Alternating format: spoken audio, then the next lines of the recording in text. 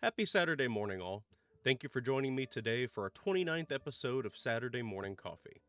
I'm Nolan, the lead writer of Dime Novel Adventures. Today, we'll be reading the July 2026 adventure, The Veiled Forest. If you're ready, I've got my coffee, so let's dive in.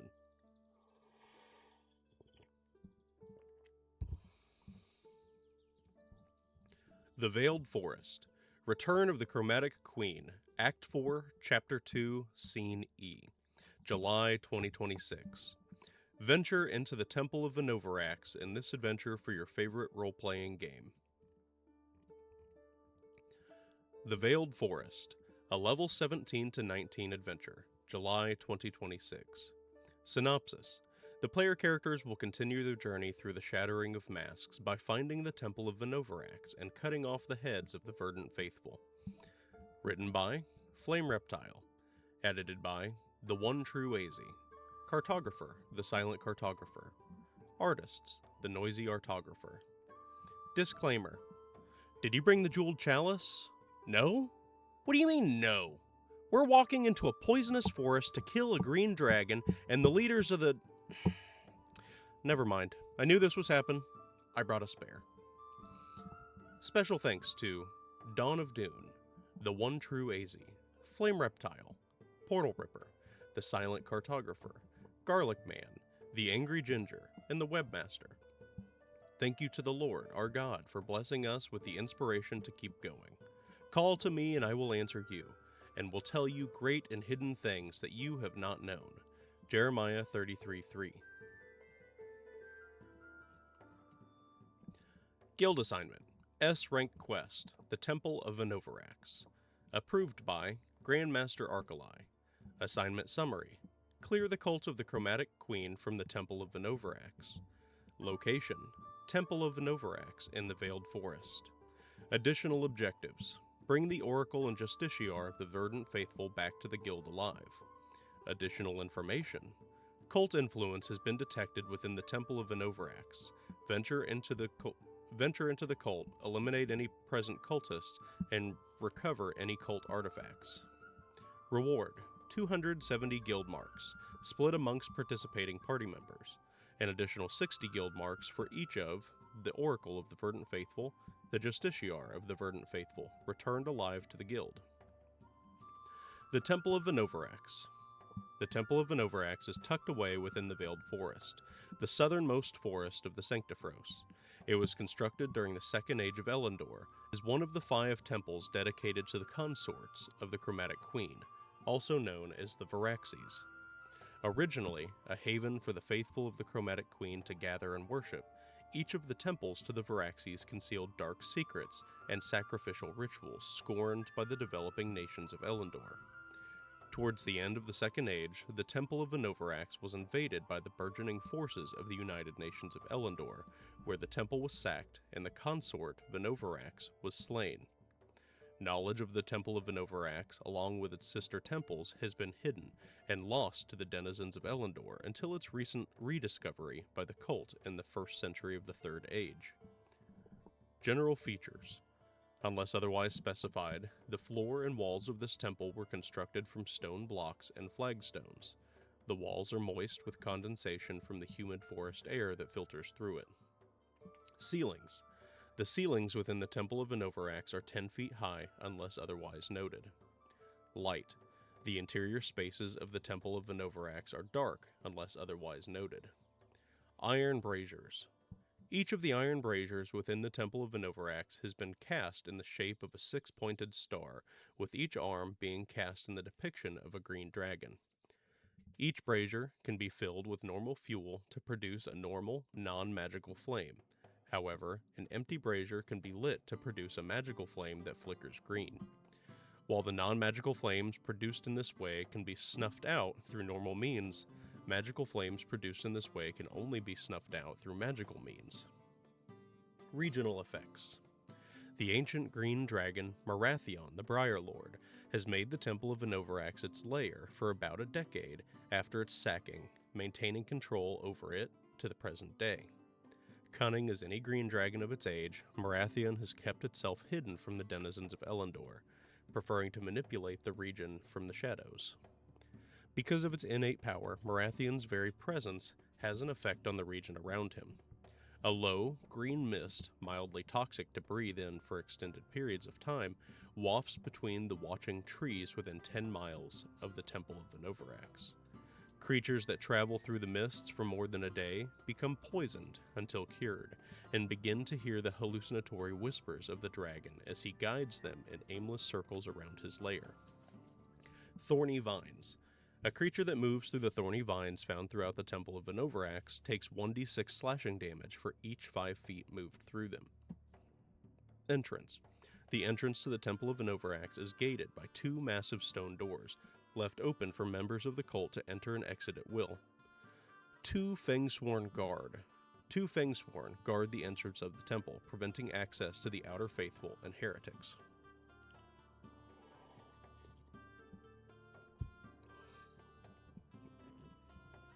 E1. Trashed Foyer. The massive stone outer doors to the Temple of Venovarax rest open, just wide enough for a medium-sized creature to slip through unhindered. The doorway opens into a once grand foyer that has long since been trashed and overgrown with thorny vines. A vaulted ceiling, stretching 30 feet high, is supported by 6 towering pillars, each one carved in the likeness of the neck and head of a green dragon. The lower 10 feet of each pillar has been smashed and scoured of most of its detail. The walls were once decorated with mosaics, but most of the tesserae lay scattered about the floor, and the ceiling bears a scorched painting of a regal-looking green dragon. Piles of broken braziers and smashed censers lay strewn about, overgrown with thick tangles of thorny vines. Dim light filters into this dimly lit vestibule from outside, revealing 1d8 toxic kobolds being directed by one cult adept of the GM's choice in efforts to clean up this space and the adjacent F2 and F3. One additional adept of the GM's choice leads 2d6 toxic kobold in an effort to clear rubble and restore iconography within the foyer. Rubble, detritus, and waste are taken in regular intervals out from the foyer and dumped outside of the temple for later disposal. Blocked Confessional Chamber, E2. Flanking one side of the trashed foyer is a chamber filled to the ceiling with stone pews and overgrown with tangles of thorny vines. If cleared over the course of an 8-hour period, this chamber becomes an intimate space housing a scoured stone dais, a pair of smashed iron braziers, and slashed walls that were once adorned with beautiful mosaics.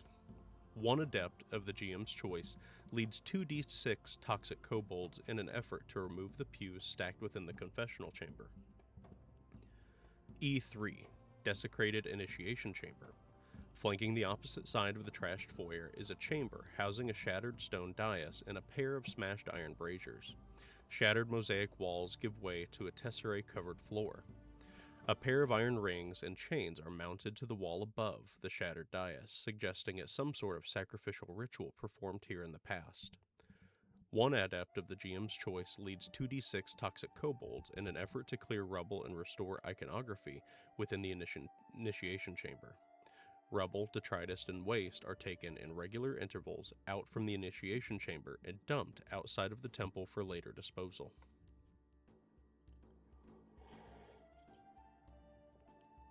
E4.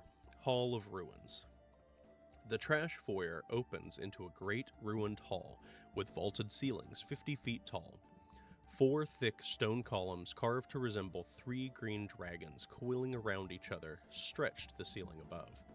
The lower 10 feet of each column has been battered with blunt instruments to crudely obscure the details. Mounted to each column, an iron censer has been smashed flat to its surface.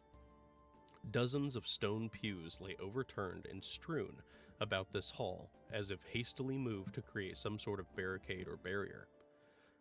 The walls of this chamber are scorched and smashed, though they were once decorated by intricate mosaics. Reliefs overhead depicting a lush forest separate the walls from the ceiling above.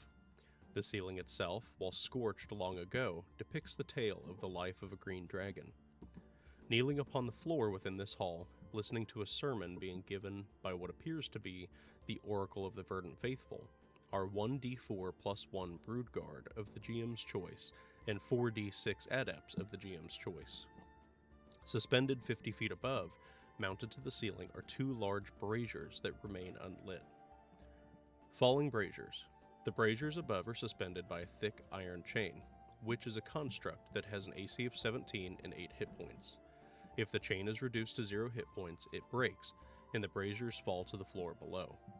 Each creature in the space beneath a falling brazier must succeed on a DC 15 dexterity saving throw or take 3d6 bludgeoning damage and be knocked prone. If the brazier is lit while it falls, each creature within 10 feet of the brazier must succeed on a DC 15 dexterity saving throw or take 3d6 fire damage as the burning contents within spill out. E5. Sacked Relic Chamber. Flanking one side of the Hall of Ruins is a large, dark chamber ravaged by raiders and time. Dozens of wooden shelves and displays lay piled in 3 different piles. Each pile is composed of old shatter masks, ripped tomes, and immolated artifacts, and each is overgrown by thick, thorny vines. 1d4 adepts of the GM's choice each lead teams of 2d6 toxic kobolds in an effort to clear rubble, sort and repair relics, and restore iconography within the relic chamber. Rubble, detritus, and relics beyond repair are taken in regular intervals out from the relic chamber and dumped outside of the temple for later disposal. E6. Overturned dormitories. Flanking the opposite side of the Hall of Ruins is a large, dark chamber filled from floor to ceiling with smashed and charred bunks, ruined footlockers, and singed curtains. It appears that the space was once used as some sort of dormitory in ages past. 1d4 cult adepts of the GM's choice each lead 1d6 toxic kobolds in attempts of clearing and restoring the dormitories. E7. Smashed pulpit. The Hall of Ruins opens into an elevated stone platform, topped with a heap made from a destroyed wooden structure and 2 smashed iron braziers. A vaulted ceiling above, stretching 40 feet high, is supported by 6 towering pillars, each carved in the likeness of the neck and head of a green dragon. The lower 10 feet of each pillar has been slashed, beaten, and scoured of much of their details. Set upon each column is an iron censer, flattened by blunt force against each pillar. The walls appear to have been once adorned with beautiful mosaics, but have long since been smashed and destroyed, leaving colorful tesserae scattered about the platform. Separating the walls from the ceiling are reliefs depicting a forested canopy. The ceiling above, although scorched, appears to depict a green, great dragon, flying the skies with its wings outstretched. Standing atop the wooden rubble appears to be the Oracle of the Verdant Faithful, giving a sermon. She stands tall, shouting her sermon in Draconic to her supplicants below. Once the player characters enter into the Temple of Venovarax, this false oracle will halt her sermon, commanding her supplicants to attack. False prophet. The oracle standing atop the smashed pulpit giving her sermon is actually a Drake Weaver priest disguised as the oracle. A creature that succeeds on a DC 18 Wisdom Perception check can notice the Stormcaller wreathed in an illusion. E8. Upturned Ritual Chamber. Flanking one side of the smashed pulpit is a long, dark chamber with low vaulted ceilings, supported by 8 scoured and beaten columns. The walls, ceilings, and columns have all been scoured and beaten, removing whatever details they may have once held. Between each column rests the remnants of an iron brazier. Smashed nearly beyond recognition, and towards the back of the chamber, piled in front of a pair of wooden doors, rests a heap of rubble. Upon closer inspection, a creature may discern the heap of rubble was once a large ritual basin surrounded by 6 dragon skulls. The skulls in the basin have been smashed nearly beyond recognition. A creature may clear this rubble from in front of the doors over the course of a day, revealing the vestment chambers beyond. One brood guard of the GM's choice oversees 1d4 adepts of the GM's choice and 2d6 toxic kobolds in an effort to clear the rubble from this chamber and remove the blockade from E9.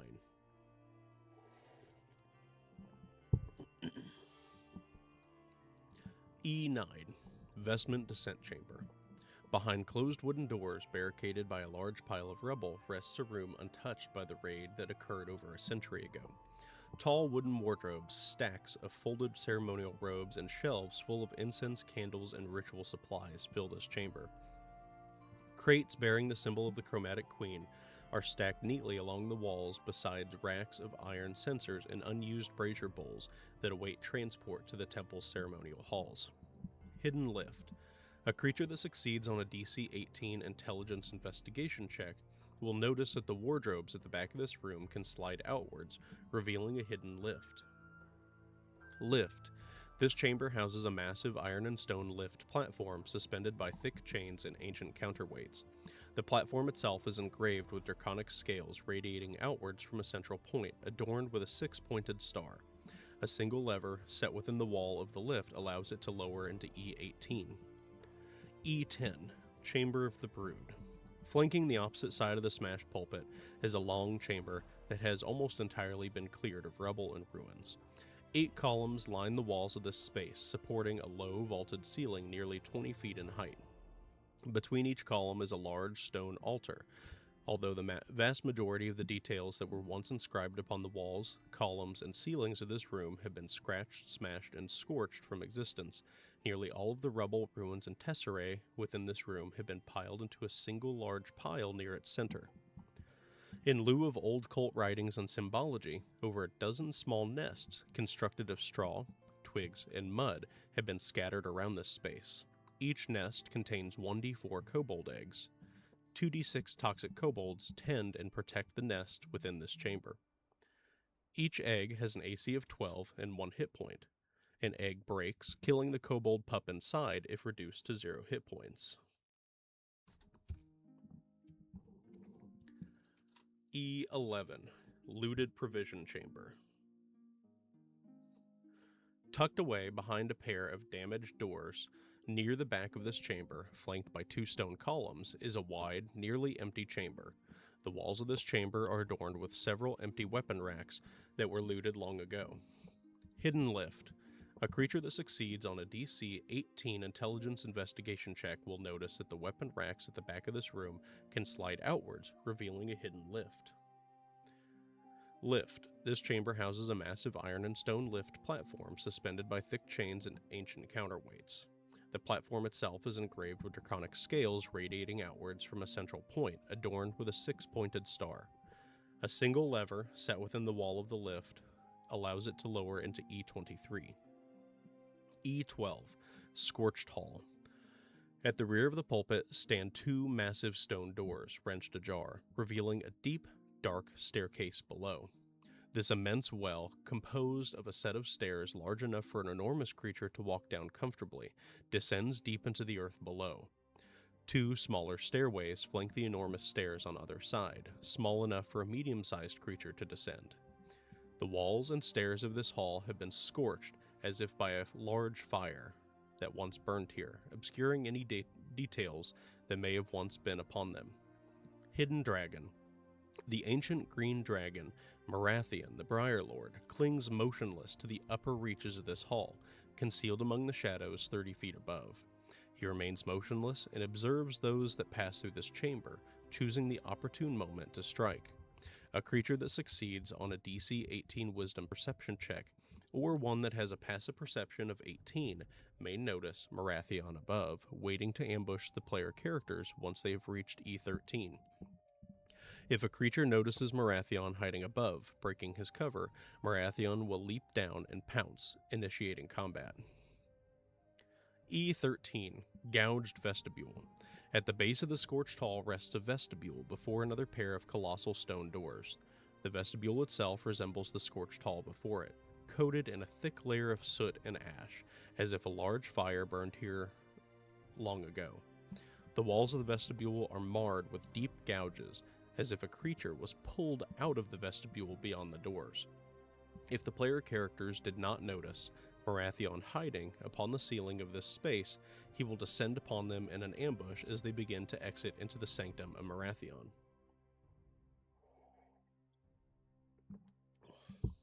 E14, Sanctum of Marathion. The gouged vestibule opens into the Sanctum of Marathion, an immense ceremonial hall that fully displays the carnage that occurred within this temple centuries ago. 13 massive stone columns, each one carved in the likeness of the world trees, are scorched black by a large fire from ages past. The colossal skeleton of a dragon lays heaped across the back reaches of this chamber, having knocked over an additional 3 columns as it fell. Working to clear and restore this massive chamber, 1d6 Brood Guard of the GM's choice each oversee 1d6 Adepts of the GM's choice as they sweep, wipe, and clean this ruined sanctum. The Brood Guards, while not actively restoring this space, watch their Adepts closely, ensuring they don't wander off. Each of the Adepts in this chamber wear a cloth over their eyes, obscuring their vision from the details of the sanctum. Creatures these Adepts make attacks against are considered to have 3/4 cover. Venovarax's skeleton. Laying strewn about the farthest reaches of this chamber is the colossal skeleton of the once ancient green dragon Venovarax. Stuffed beneath it, between its bones, rests Marathion's hoard. See Marathion's hoard. If a creature would touch Marathion's hoard, the greedy dragon would descend from its hiding place within the scorched hall and defend its treasure. E15, Venovarax's Emerald Throne. Sitting within the farthest reaches of the Sanctum of Marathion rises a colossal stone platform supporting a massive emerald throne that overlooks the chamber below. While the stone platform itself is cracked and damaged, the emerald throne appears to be untouched. Venovarax's Throne. Venovarax's throne is formed from a single massive emerald grown around the skull of an ancient dragon. It was created to comfortably accommodate the body of a great dragon rather than any humanoid ruler, and it is valued at tens of millions of gold. Due to its size, however, it is far too large to simply move. Venovarax's throne is an innately magical object and cannot be altered or damaged through normal means. Emerald Key. A creature that succeeds on a DC 21 intelligence investigation check may notice a small 6-inch cube section of the edge of the seat of Venovarax's throne appears different from the rest of the throne. This cube appears gilded with intricate patterns and can be safely pried from the throne with a successful DC 20 Strength Athletics check, becoming the Emerald Key after it has been removed. E16, Vault of Sacred Reagents. Hidden behind a concealed stone doorway lies a narrow vaulted chamber lined with shelves and sealed jars, iron-bound chests, and carefully organized ritual implements. Strange powders, preserved organs, alchemical oils, incense bricks, and bundles of dried herbs are stored alongside dragon bones, vials of blood, and ceremonial tools used in the cult's most secretive rites. Hidden Chamber. The doorway to this chamber is concealed behind a smashed and scoured wall, with a 6-inch cuboidal slot set into it. The Emerald Key can be placed within this slot to reveal and unlock this doorway. E17, Dextral Hall. Branching from one side of the Sanctum of Marathion is the Dextral Hall, a long stone corridor with the floor scattered with rubble and loose tesserae. Its walls and ceiling appear to be scorched and scoured of any details that once decorated them. Any of the cultists encountered within the ritual chamber, E19, or Justiciar's chamber, E20, may instead be encountered within the Dextral Hall. E18, Dextral Ascent Chamber. Flanking one side of the Dextral Hall is the Dextral Ascent Chamber. This chamber houses a massive iron and stone lift platform, suspended by thick chains and ancient counterweights. The platform itself is engraved with draconic scales radiating outwards from a central point adorned with a 6-pointed star. A single lever set within the wall of this lift allows it to raise into E9. The chamber appears mostly untouched from the attack that occurred over a century ago, as if it has been overlooked or forgotten. E19, Old Ritual Chamber. At the end of the Dextral Hall is an old, ruined ritual chamber. This chamber is nearly unrecognizable from what it once was. Wall mosaics, ceiling reliefs, basins, its dais and censers alike have been ravaged, smashed, and burned before being strewn carelessly around the room.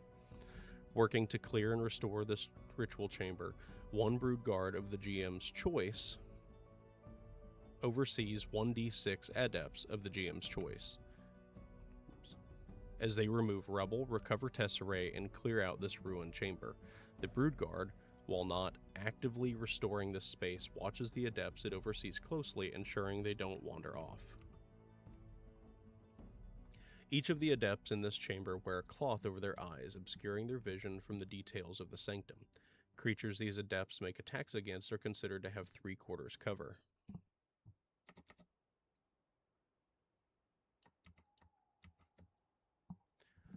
E20, Ruined Justiciar's Chamber. Flanking the opposite side of the dextral hall is the Ruined Justiciar's Chamber. Weapon racks, armor stands, training dummies, and shelves, once filled with tomes, have been piled within the center of this chamber and burned. The Justiciar of the Verdant Faithful, Zithera Nightfang, works alongside two Scalebound to search this chamber for any valuable resources.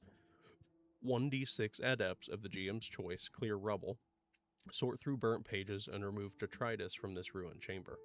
Each of the adepts of this chamber wear a cloth over their eyes, obscuring their vision from the details of the sanctum. Creatures these adepts make attacks against are considered to have 3/4 cover. E21, Vault of Sacred Relics. Concealed behind a hidden stone doorway lies a narrow vaulted chamber that houses a collection of sacred relics, reserved for the cult's highest rites and ceremonies. Recessed alcoves display preserved dragon claws, ancient mask fragments, ceremonial crowns, and onyx reliquaries sealed with draconic script and iron chains. Hidden Chamber. The doorway to this chamber is concealed behind a smashed and scoured wall with a 6-inch cuboidal slot set into it. The emerald key can be placed within this slot to reveal and unlock this doorway. E22, Sinistral Hall. Branching from one side of the Sanctum Marathon is the Sinistral Hall, a long stone corridor with a floor covered in rubble and loose tesserae. Its walls and ceiling appear to be scorched and scoured of any details that once decorated them. Any of the cultists encountered within the masked chamber E24 or library E25 may instead be encountered within the dextral hall. E23, Sinistral Ascent Chamber. This chamber houses a massive iron and stone lift platform suspended by thick chains and ancient counterweights. The platform itself is engraved with draconic scales radiating outwards from a central point adorned with a 6-pointed star. A single lever set within the wall of the lift allows it to raise into E11. This chamber appears mostly untouched from the attack that occurred over a century ago, as if it has been overlooked or forgotten. E24, Old Mask Chamber. At the end of the Sinistral Hall is the Old Mask Chamber, a deep space with a ceiling that vaults to a deep point. Tiny holes can be found spaced every 6 inches along this point, where air is sucked from outside and released into this chamber.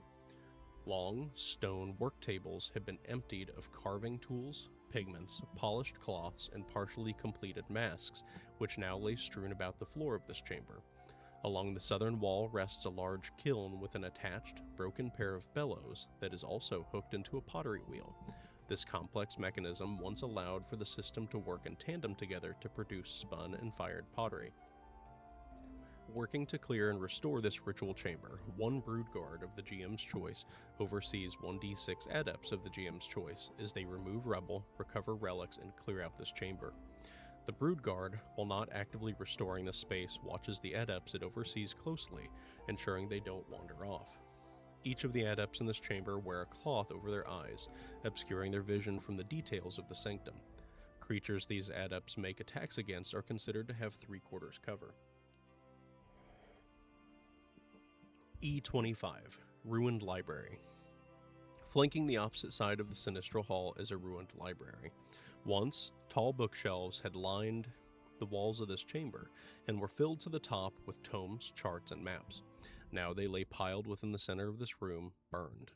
A large stone platform rests at the center of this chamber, with a large crack splitting it in two, extending from one end to the other. Accompanied by a Drake Weaver, a Fangsworn, a Hoodstrider, and a Scalebound, the Oracle of the Verdant Faithful, Silthion Verdantspire, searches this chamber for old texts that may have survived the raid over a century ago. This adventure features 2 fully colored, connected maps. It also features 12 new monster stat blocks.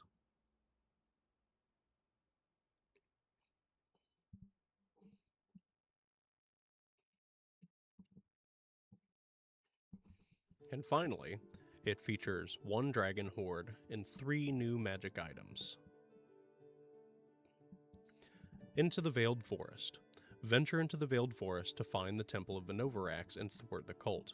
See the remnants of the Temple of the Green Consort to the Chromatic Queen. Overcome the cult's restoration efforts, slay an ancient dragon and members of the cult hierarchy, and loot an immense dragon horde. A level 17 to 19 adventure for a party of 3 to 6 adventurers. an adventure for use with your favorite role-playing fantasy game. That was the July 2026 adventure, The Veiled Forest. Let us know what you thought about it in the comments below. If you like this adventure, you can find it and many more in our shop on our website at dimenoveladventures.com. While you're there, you should subscribe to our newsletter for weekly updates on our projects and products and join our growing Discord community. Remember to like this video and subscribe to our channel to see more like this, and let the algorithm know that we're doing alright. But most importantly, remember to make your weeks adventurous. Have a good week.